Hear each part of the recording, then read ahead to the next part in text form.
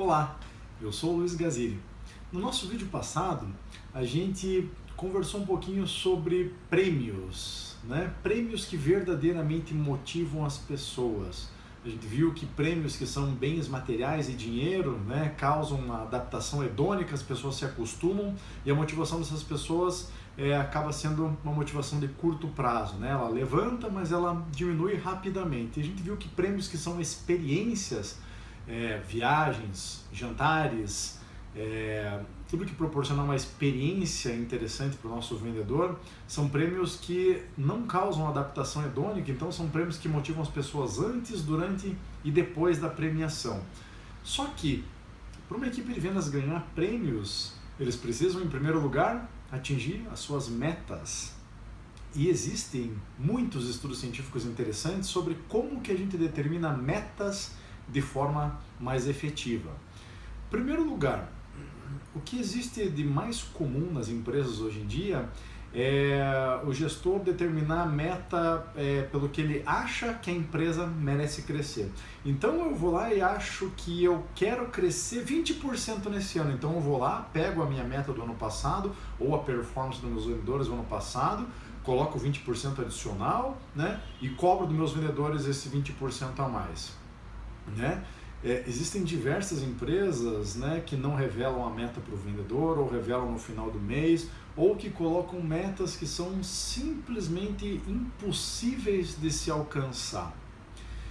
E quando isso acontece, quando uma meta é impossível de se alcançar, acontece um comportamento nos vendedores chamado de desesperança aprendida. Você me coloca uma meta lá em cima, uma meta inatingível que nunca ninguém conseguiu bater. O vendedor no primeiro mês trabalha, não bate a meta. No segundo mês ele vai lá, trabalha, não bate a meta de novo. No terceiro mês acontece a mesma coisa, ele se arrebenta de trabalhar, mais uma vez ele não bate a meta. O que acontece no quarto mês? Ele aprende a não bater a meta. E esse comportamento chama-se desesperança aprendida. Eu, como vendedor, aprendo que não importa o esforço que eu coloque, não importa quantas horas eu me dedique, não importa quantas visitas a clientes eu faça, eu não vou bater a minha meta. E aí o que acontece? Eu desisto da minha meta. Então vejam só, mais uma vez as empresas vão lá e colocam a culpa no vendedor. Ele não tem ambição, né? Ele não quer correr atrás, mas se me coloca uma meta que é impossível de bater, eu aprendo a não bater a meta. A culpa mais uma vez é da estratégia e não das pessoas.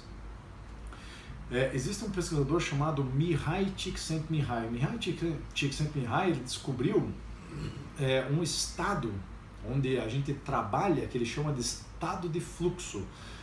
Aquele estado que quando a gente está tão concentrado, tão compenetrado naquela tarefa que a gente não vê o tempo passar. Então esse é o estado de fluxo. E o Csikszentmihalyi, né, que isso inclusive é o estado onde a gente está com a maior produtividade, no pico da nossa performance quando a gente está no estado de fluxo. O tempo parece que derrete, né? A gente não vê o tempo passar. O Csikszentmihalyi diz que para a gente entrar nesse estado de fluxo, as metas elas precisam ser alcançáveis. Elas têm que ser um desafio, mas elas têm que ser alcançáveis. Elas não podem ser impossíveis, que as pessoas desistem, não tão fácil, que as pessoas, né, não veem como um desafio. Metas que são de desafio moderado, metas que são alcançáveis. Este é o tipo de meta que a gente precisa determinar dentro da nossa empresa. E como que a gente faz para ter uma meta alcançável? A melhor maneira da gente determinar a meta dentro da nossa empresa é a seguinte: a gente senta com cada vendedor da nossa equipe e a gente pergunta para eles, para cada um deles, quanto que você consegue vender nesse mês? Essa é a forma mais efetiva de determinar a meta. Por quê? Porque toda vez que eu determino uma meta, eu determino a minha própria meta e eu falo para você quanto que eu vou vender, o que o gestor está fazendo, né, é ativar um princípio que chama princípio da consistência ou do comprometimento nas pessoas. Quando eu falo que eu vou vender X mil reais, fica feio para mim se eu não vender. Por quê? Porque fui eu mesmo que falei que ia vender, né? E o que acontece é que o vendedor, né, ativa um princípio motivacional desse vendedor também chamado locus de controle. O locus de controle é um pilar da motivação. O locus de controle faz com que as pessoas sintam que elas são as senhoras do seu destino, que o meu destino está nas minhas mãos, e isso acontece quando eu determino a minha própria meta. Quando as pessoas não têm autonomia ou falta de locus de controle, né, coisas muito ruins na parte motivacional das pessoas acontecem. Então, gera comprometimento e você ativa locus de controle, que é um pilar da motivação. Quando o vendedor determina a sua própria meta, uma dúvida que as pessoas têm é a seguinte: mas daí o vendedor vai falar que vai vender R$1, né? Mas o que acontece, pessoal, é que todas as pessoas deste mundo querem passar uma imagem positiva sobre quem elas são. Nenhum vendedor vai falar que vai vender R$1, que vai colocar uma meta muito baixa para ele. Por quê? Porque eu quero passar uma imagem positiva para você, meu chefe, que eu sou uma pessoa dedicada, que eu sou comprometida, que eu me desafio, que eu quero ser cada vez melhor, né? É esse tipo de imagem que o ser humano quer passar. Ninguém quer passar uma imagem de que é preguiçoso, de que não está nem aí, de que não tem compromisso, né? Então, não se preocupe com esse tipo de coisa, porque as pessoas não vão querer passar por um papelão desse, determinando uma meta baixa ou uma meta ridícula. Legal? E vem cá. Então, o vendedor determina a sua própria meta. E essa meta, como é que eu cobro meus vendedores? Eu faço uma meta individual, cada vendedor tem a sua e é cobrado através dessa meta individual? Ou será que eu faço uma meta global? O que existe é que alguns pesquisadores da Universidade de Eindhoven, eles descobriram que quando uma equipe tem uma meta global, ela tem efeitos positivos na performance das pessoas, mais do que quando a meta é individual. Eles inclusive nomeiam metas individuais como metas perigosas, porque você lembra que toda vez que a gente coloca uma meta individual, o que a gente está construindo dentro da nossa empresa? Individualismo. Será que é o individualismo que faz nossas empresas crescerem, ou será que é a colaboração, o trabalho em equipe? Quando a gente pega cada meta que cada vendedor determinou para si mesmo, a gente soma e a gente passa para a nossa equipe que a meta é global, a meta é de todos, né? Todos nós temos que bater esta meta. O que acontece dentro da empresa é que um vendedor começa a ajudar o outro. No mês, um vendedor foi lá e já atingiu sua meta, né? Com antecedência, ele vai lá e começa a se dedicar para ajudar aquele outro vendedor ou outros vendedores para que a gente bata a meta da equipe. Tem pessoas que inclusive sacrificam a sua própria meta para ajudar os outros. Vejam que coisa bacana. Esse é um outro comportamento que foi reportado em estudo científico. Quando a meta é global, a gente evita comportamentos como um que é muito comum em lojas, por exemplo, né? Entra o vendedor, entra um cliente lá e quem atende aquele cliente geralmente é o João, que é o vendedor, mas o João não está na loja, só está o José. O José, quando ele ganha comissão e quando ele tem uma meta individual, o que ele ganha atendendo o cliente do João? Então o cliente do João entra na loja, o José fala: que se dane, o cliente do João, não vou atender. O que eu vou ganhar com isso? Não vou ganhar nada, então não vou atender o cliente do João. Quem que perde com esse tipo de comportamento? O vendedor, ou quem perde é a empresa? Por quê? Porque eu determino uma meta que gera individualismo e não gera cooperação. A meta global gera toda essa cooperação que é muito positiva para o ambiente de vendas. Um vendedor começa a cobrar o outro, um vendedor começa a ajudar o outro. Isso significa menos tempo que o gerente passa tendo que ficar gerenciando as pessoas, elas se autogerenciam, uma cobra da outra, uma ajuda a outra. Isso é fantástico para uma empresa. Então, metas globais são muito melhores do que metas individuais. Meta global: a equipe bateu a meta, todo mundo ganha o prêmio. A equipe não bateu a meta, ninguém ganha prêmio. O que você quer? Qual é o recado que você quer mandar com isso? Que a equipe é mais importante do que o indivíduo.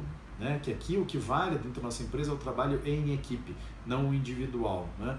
Isso é uma coisa espetacular para um ambiente de vendas. Existe um fenômeno que é muito comum em qualquer equipe de vendas no mundo inteiro, que é o seguinte: Lá pelo dia 26 as pessoas estão com 50% da meta batida, ali no dia 27 vai para 60%, daí tá todo mundo meio desesperado, puxa, a gente não vai bater a meta, né? Daí no dia 28, 29 e 30 os vendedores fazem uma correria, vão lá e batem a meta. Por que esse tipo de coisa acontece em todas as equipes de venda, né, no mundo inteiro? A gente vai lá e coloca mais uma vez a culpa no vendedor. Ele deixa tudo para a última hora, ele é procrastinador, vendedor, só quer trabalhar uma semana do mês, né? Será que a culpa de novo é das pessoas ou será que é da empresa, da estratégia que a gente segue? Eu quero que vocês lembrem de um exemplo. Toda vez que um maratonista está lá correndo a sua maratona e quando ele faz a última curva da prova e ele enxerga a linha de chegada, o que geralmente esse maratonista faz? Ele dá o sprint, né?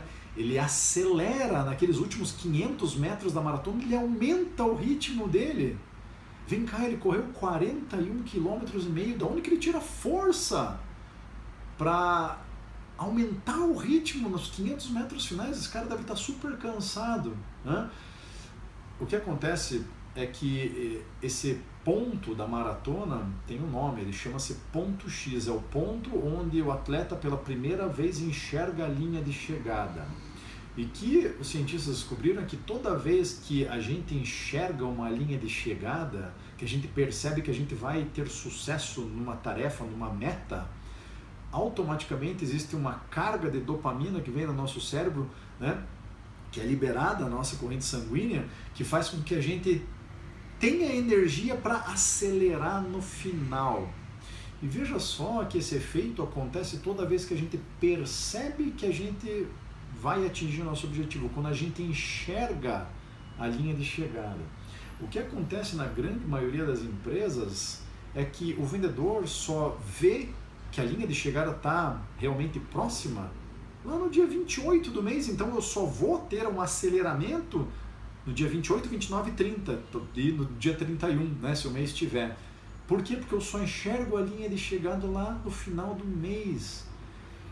E isso significa, pessoal, que se a gente criar várias linhas de chegada durante um mês, a gente não vai ficar na mão de uma semana só dos últimos dias do mês. Por quê? Porque se a gente fizer uma meta semanal, por exemplo, toda semana, lá na quarta-feira, eu vou entender que está chegando a linha de chegada na sexta ou no sábado e as pessoas vão acelerar. E quando uma meta é global, o que acontece é que às vezes a equipe, né, atinge esse ponto X e daí todo mundo acelera, ou um vendedor individualmente atinge o ponto X, ele acelera, começa a levar a meta da equipe junto, de repente a meta da equipe atinge o ponto X e todo mundo começa a acelerar. Então tem efeito de aceleramento a toda hora.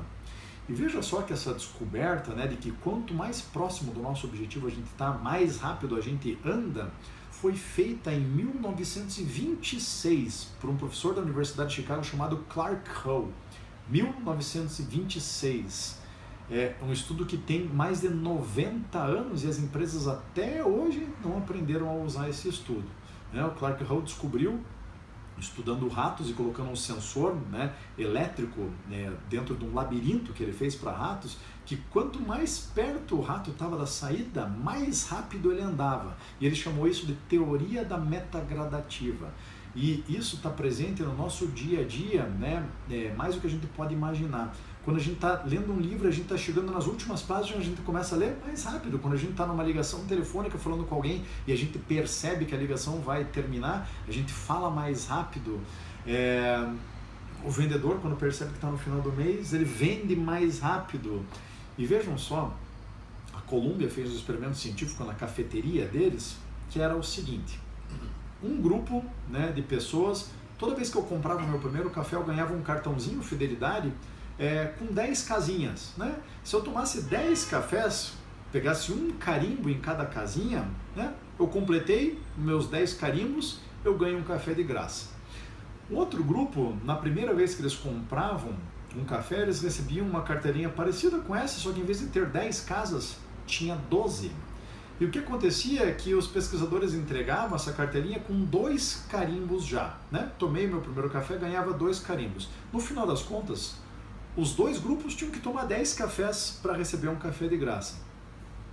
Qual dos dois grupos, na tua opinião, completou mais rápido o cartão de fidelidade? Vejam só, por causa da sensação de quanto eu andei, que eu já andei alguma coisa, o grupo 2, que recebeu, né, os 2 carimbinhos, ele acelerou numa média 20% a mais do que o grupo que recebeu um cartão com 10 casinhas. Esse grupo, né, completou o cartão 16% mais rápido, 5 dias mais rápido do que o grupo 1 que recebeu, né, o cartãozinho com 10 casinhas só. O que causa o aceleramento, né, não é o quanto falta para eu atingir a meta, porque para os dois grupos faltava 10 cafés, né? Faltavam 10 cafés. O que causa o aceleramento é a sensação de quanto eu andei. E isso daqui dá uma dica fundamental para a gente ter sucesso em vendas. Quando a gente está acompanhando os vendedores e informando a eles quanto por cento da meta, né, eles bateram, a maioria das empresas vai lá e fala: pessoal, só falta 70%. Só que a aceleração não vem de quanto falta, a aceleração vem de quanto eu andei. Então, ao invés de falar falta 70%, a gente tem que falar para as pessoas: a gente já atingiu 30%, a gente já atingiu 50%. E o interessante é que em vendas o ponto X acontece mais ou menos quando a meta está 70% batida. Só que a gente não pode deixar sempre, né, essa função de gerenciar quanto por cento da meta está batida para o vendedor. Então o que nós temos que fazer é, quando o grupo atinge 70% da meta, a gente dá um alerta para eles, a gente avisar todos os vendedores: pessoal, atingimos 70% da meta. O que vai acontecer é que eles vão sentir que eles estão no ponto X, né, semanalmente, e aí eles vão acelerar. Então, toda essa questão de meta, principalmente de criar uma ilusão de linha de chegada, avisar quando as pessoas chegarem no ponto X e saber que a aceleração acontece do quanto a pessoa andou e não do quanto falta, né, dão dicas preciosas para a gente, como que a gente gerencia toda essa questão de metas. Tá? O importante também em metas é a gente avaliar o vendedor não só por metas financeiras, a gente tem que avaliar o nosso vendedor também por outras métricas que sejam importantes para a sobrevivência da empresa. Por exemplo, quantos clientes novos trouxe, qual é a satisfação do seu cliente atual, quanto que eu ajudo os meus colegas, como que meus colegas me avaliam. Existem várias métricas que dependem de cada empresa, que são importantes, né, de acordo com a necessidade de cada empresa, né, no seu tempo, que a gente também precisa avaliar para não ficar só uma métrica financeira. Né? A gente tem que incentivar o espírito de equipe, o bom atendimento ao cliente, e diversas outras coisas que são importantes para a sobrevivência, para a sustentabilidade dos nossos negócios. Bacana? Viu só como determinar a meta não é uma coisa nem simples nem tão complexa, mas é muito diferente do que as empresas fazem hoje em dia, né? Eu espero que com essas dicas, com todas essas comprovações científicas, as empresas consigam determinar metas que são mais efetivas, que as pessoas alcancem com mais facilidade, que as empresas tenham mais sucesso, que os vendedores tenham mais sucesso e que a gente crie um ambiente de vendas realmente que motiva as pessoas, que deixa elas felizes e que faz com que elas se desenvolvam cada vez mais. Nosso próximo assunto é rankings. Será que ranking tem um efeito realmente que a gente imagina numa equipe de vendas? Será que quando eu divulgo o ranking, né, e falo: olha, vendedor, você está em primeiro lugar, esse cara aqui começa a vender muito mais porque ele sente um orgulho que ele está em primeiro lugar, então ele começa a vender muito mais. Aquele que estava em segundo, puxa, esse cara se arrebenta de trabalhar porque ele quer passar o primeiro, e aquela galerinha que estava lá embaixo, que está com uma performance bem ruim, eles ficam tão envergonhados que eles começam a vender cada vez mais também. Será que é isso mesmo que acontece, ou será que o efeito do ranking é muito diferente daquele que a gente imagina que vai acontecer? Então esse é o tema do nosso próximo vídeo. Mais uma vez, obrigado por assistir. Todas essas dicas, todos os estudos científicos estão no meu livro que se chama A Incrível Ciência das Vendas, editora Líder. Espero que você tenha gostado do vídeo, que tenha te ajudado. Se você conhecer mais gente que vai se beneficiar desse vídeo, por favor, compartilhe, fique à vontade, né? Minha missão aqui é educar as pessoas e não vender nada para as pessoas, é dar dicas de graça, porque o sucesso das empresas acaba sendo o meu sucesso também. Espero que você tenha gostado e até a próxima. Tchau, tchau.